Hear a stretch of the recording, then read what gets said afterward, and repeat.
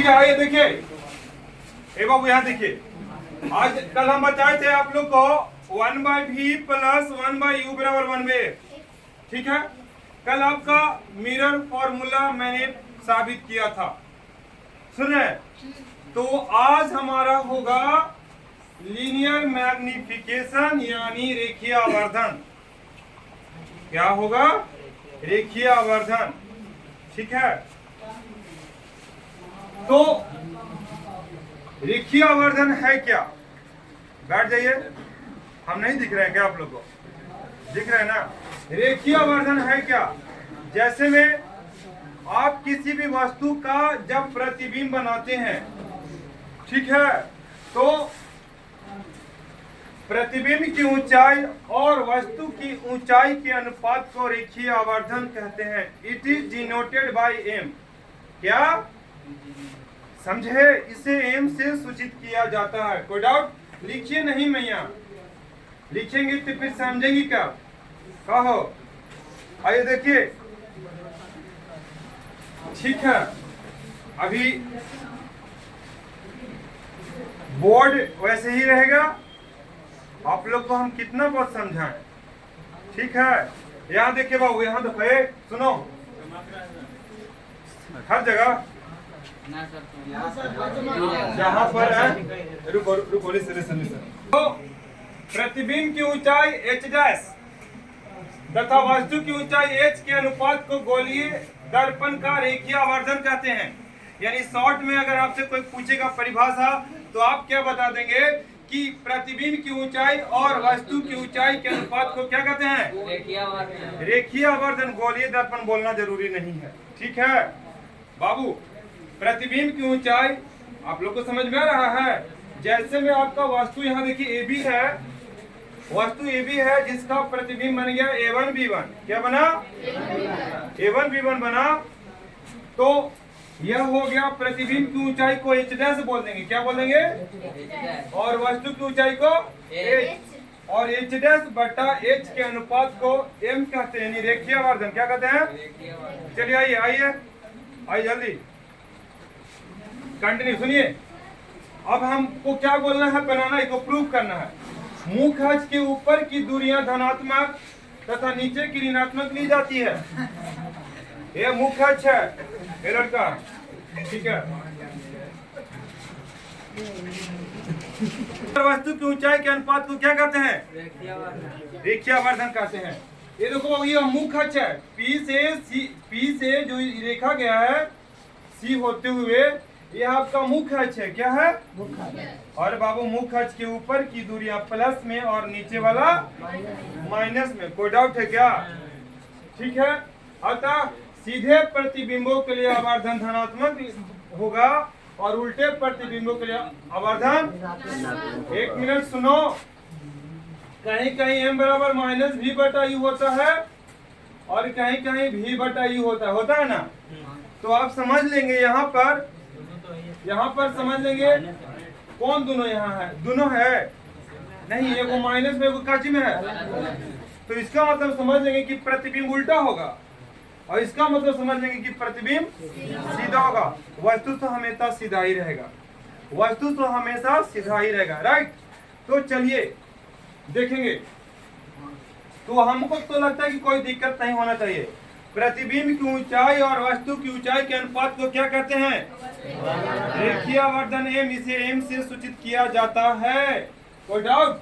चलिए, प्रतिबिंब की ऊंचाई और वस्तु की ऊंचाई के अनुपात को क्या कहते हैं? बता देंगे। प्रतिबिंब की ऊंचाई और वस्तु की ऊंचाई के अनुपात को क्या कहते हैं? इसे क्या से सूचित किया है? यानी m बराबर h डैश बटा h। कहाँ लिखा जी मैंने? यहाँ पर लिखे h डैश बटा h। कोई दिक्कत? देखो बाबू, यह हथियार है, ठीक है। प्रतिबिंब की ऊंचाई और वस्तु की ऊंचाई के अनुपात को क्या कहते हैं? अगर प्रतिबिंब सीधा है तो धनात्मक लिया जाएगा m, और यदि प्रतिबिंब उल्टा है तो ऋणात्मक लिया जाएगा m। कोई डाउट? आगे चले। चलिए, ये हम आपका काम क्लियर हो गया। हम इसको इरेज भी कर देंगे, मिटा देंगे कखनियों किसी भी टाइम। ठीक है, मत लिखो बाबू, तुम लिख रहे हो या फिर मेरी बात को सुन पा रहे हो? कोई भी लड़का एक काम एक बार में एक ही काम कर सकता है, ठीक है। तुम हिटलर नहीं हो, माइंड है चुटरी भर के हिटलर से काम करेगा। सूत्र की स्थापना, सूत्र की, ठीक है। आइए हम सूत्र की स्थापना दिवस मनाते हैं। देखिए बाबू, ए बी एक वस्तु है तो इसका मैं प्रतिबिंब बनाता हूँ A1 B1, A1 B1। Camera मन के हमारा काजू खियाए पड़ा कहीं ना खियाएंगे। याद देखिए, ए बी एक वस्तु है तो ए बी एक वस्तु है तो हम बताए थे कि किसी भी वस्तु का प्रतिबिंब बनाने के लिए क्या कितना किरण चलाएंगे, कम से कम 2 4 बोल दिए 2 हैं। तो ये 4 को शादी करना बौला के 4, अरे बेवकूफ, मिनिमम 2 रे चलाएंगे, मैक्सिमम मिनिमम की बात नहीं किया जा रहा है जी। यहाँ देखिए, हेलो, तो ये जो किरण चला मुख्य अक्ष के समानांतर दर्पण से टकराया, तो मुख्य अक्ष के समानांतर दर्पण से टकराने के बाद कहां से गुजरती है? फोकस, फोकस से गुजरी ना जी, बोलिए, फोकस से गुजर गया। स्त्रीलिंग पुल्लिंग अपना लगाते रहना, ठीक है। और देखो एक और किरण चला दी ऐसे, तो ये जो आया यहाँ दर्पण पे टकराया के बिंदु P पर टकराया और टकराने के बाद यहाँ से ऐसे लौटा था। यह जो ऐसे आ रहा था और यहाँ पर ये ऐसे दोनों कट कर गया, तो दोनों कट कर गया तो इसका प्रतिबिंब क्या बन गया? A1 B1। कोई डाउट है क्या? बोलिए, कोई दिक्कत नहीं है। अब सुनिए, हम चलेंगे त्रिभुज ABP तथा A1 B1 P में। बाबू ABP खोजो, A खोजा, B और P, ये तुमको त्रिभुज दिख गया बाबू। पहले तो त्रिभुज खोजना है जंगल में, ठीक है ना। तो नहीं प्योर बोला के पैजामा, यहाँ देखिए। और 1 मिनट आप लोग अपना थ्योरी पेश कर देख रहे हैं इसको। और A1 B1 P में A1 B1 P खोजिए, A1 B1 P, दोनों त्रिभुज मिल गया। ABP एक त्रिभुज ये हो गया, A1 B1 P एक त्रिभुज हो गया। बस एकरा में दुइयों को त्रिभुज से कामे कर लेना है। तो दोनों त्रिभुज को क्या दिखाएंगे? क्या दिखाएंगे? तो बोले कि दोनों त्रिभुज का मुंह दिखा देंगे का? पूरा बड़ा कहानिया है कि अगर मुंह दिखावेला है। अरे पागल, दोनों त्रिभुज को क्या दिखाएंगे? मारेंगे ना लपड़ से, मुंह टूट जाएगा। कल था रे, तो कल मेरा चाबी लुकाए पर था बौड़ा। एक दिन देख रहा है इसको, गारा सवार है सनिचरा गारा। ए हेलो, क्या दिखाएंगे जी बाबू त्रिभुज को? समरूप। क्या दिखाएंगे? तो समरूप दिखाने के लिए कितना कोण बराबर होगा? 2 कोण बराबर होगा। किसी भी कन्या का मुंह दिखाने के लिए घूंघट उठाइएगा ना जी। उसी भी तरह से किसी भी त्रिभुज को समरूप दिखाने के लिए 2 कोण बराबर दिखाना पड़ेगा। बिना घूंघट उठाए कन्या का मुंह कैसे देख लेगा? ठीक है, पूछ लेना कि क्या रुपए लाए हैं, वो कर अनुसार घूंघट उठाना नाक का। अगर 50 तो नाक, 100 में पूरा मुंह। आइए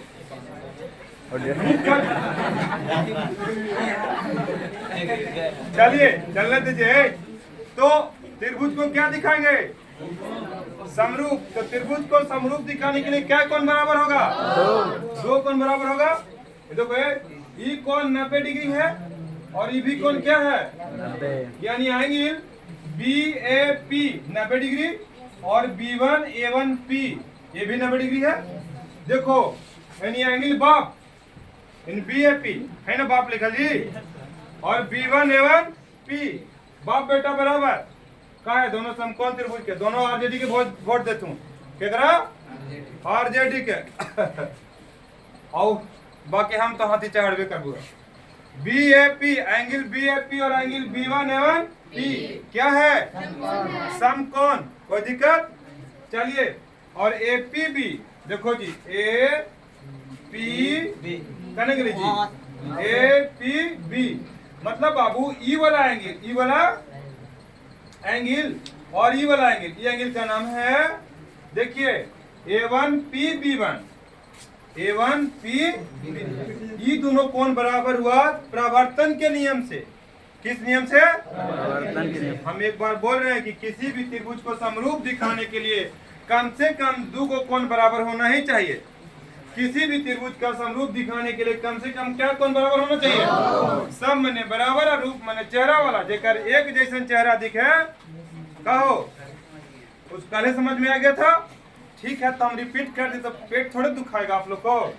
आइए, तो त्रिभुज ए बी पी तथा A1 B1 P क्या है? समरूप है। तो जब त्रिभुज समरूप होंगे तो भुजाएं क्या होंगी?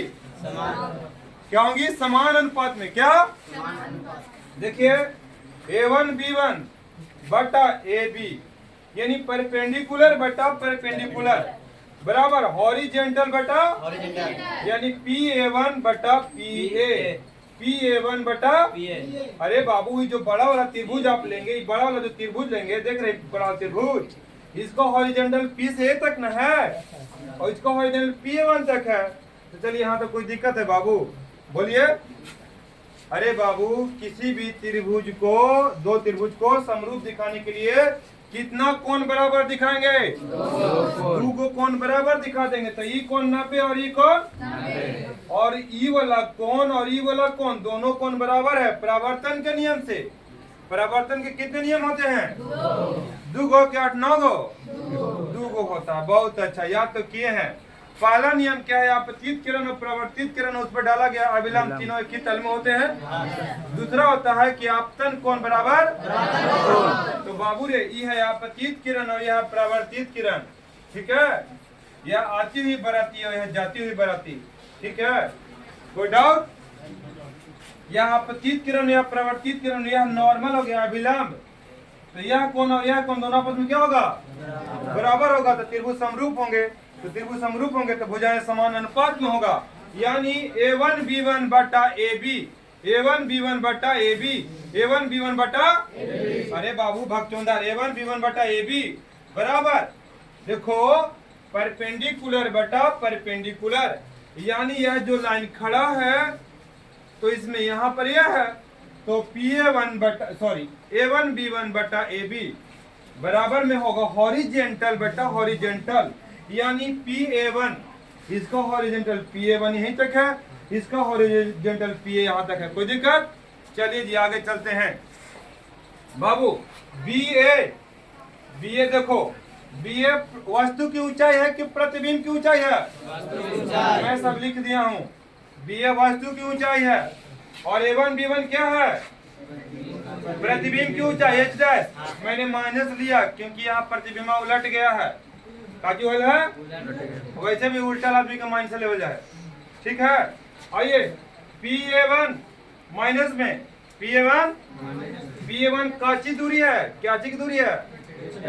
प्रतिबिंब नहीं H' नहीं, PA1 प्रतिबिंब की दूरी है और PA कौन सी दूरी है? वस्तु दूरी। एक बात सुन लो, वस्तु दूरी हमेशा माइनस में होता है। वस्तु दूरी हमेशा वैसे माइनस होगा कि प्लस होगा। चिन्ह परिपटी आप लोग को बताए हैं कि किरण के विपरीत मापी गई दूरी को काची में लेते हैं? किरण के विपरीत मापी गई दूरी को, किरण के विपरीत मापी गई दूरी को। चलिए जी, चलिए इन सब का 1 2 3 4 इन सब का मान यहाँ रख दीजिए। A1 B1 कौन है? -H 10 हुआ। AB कौन है जी? AB करने के लिए हो +H है ना, बराबर PA1 काची है जी? -B यहाँ पर, और PA -U, तो माइनस से माइनस कट गया, तो ये वाला माइनस को यहाँ भेज दीजिए। अभी आप थोड़ा देर पहले पढ़े ना जी, प्रतिबिंब की ऊंचाई बटा वस्तु की ऊंचाई के अनुपात को क्या कहते हैं? आवर्धन, यानी इतना बराबर M, इतना बराबर M, तो इतना बराबर मैंने M लिख दिया, इतना M बराबर -B बटा U आपका हो गया गेम। कोई डाउट है? ऋणात्मक चिन्ह प्रदर्शित करता है कि आपका प्रतिबिंब उल्टा है। सुन रहे मेरी बात? इस बात को आप लोग लिख लेंगे सुन करके, अभी नहीं। जो मेरा वीडियो नहीं देखेगा उसको भगवान देख लेंगे। ठीक है, कोई दिक्कत? बोलो नहीं ना? एक बार वंस अगेन फिर से शॉर्ट में एकदम चलते हैं, बहुत फास्ट। A1 B1 बटा AB प्रतिबिंब की ऊंचाई बटा वस्तु की ऊंचाई के अनुपात को क्या कहते हैं? आवर्धन। बाबू APB और A1 B1 P को समरूप दिखाएंगे। ई कोण और ई कोण 90 डिग्री, ई दोनों कोण प्रवर्तन के नियम से। जब त्रिभुज समरूप हो गए तो भुजाएं क्या होंगी? समान अनुपात में होंगी। क्या होगी? बराबर। मत बोलिए, एकदम रटते बराबर एकदम करते हैं। A1 B1 बटा AB, इन लोग से तो बातें करना बेकार है, कहीं पढ़ना लिखा तो है नहीं 22.5। ठीक है, थोड़ा सा बोल दीजिए तो मुंह नाक फूल के बराबर है। लाभ उनका मुंह नाक पचकावे लगी सुई दिया हुआ, डॉक्टर जगह ले जा। ठीक है, कोइयो के कुछ बोले, लड़की जाते कुछ बोले, मुंह देखा 12 से फूला लगा। अरे चुप रहे। ठीक है, टोनी तो है ये, टोनी एक नंबर के खूनिया लड़का है टोनी। ठीक है, A1 B1 काची है जी? A1 B1 प्रतिबिंब है, प्रतिबिंब की ऊंचाई, और BA क्या है? वस्तु की ऊंचाई, और PA1 प्रतिबिंब की दूरी, PA वस्तु की दूरी। 1 2 3 4, 1 2 बाबू देख देख के यहाँ रख देना है। 1 2 3 4 रख के लगा दो वहाँ 4 लग गया ना? रखे ना जी? माइनस माइनस क्या हो गया? ये माइनस के यहाँ भेजता हूँ, और एक बात पता हो ना जी? है 1 2 3 4 यहाँ रख के लगा दीजिए 4। आपका फाइनल ऋणात्मक चिन्ह प्रदर्शित करता है कि प्रतिबिंब उल्टा है। क्या है? चलिए जी, आप लोग को रेखीय आवर्धन का टॉपिक कंप्लीट हो गया। ठीक है, और आप लोग इसको पढ़ेंगे। ठीक है, और मेरा पढ़ाई कैसा लगा प्लीज शेयर एंड सब्सक्राइब करेंगे। ओके, धन्यवाद।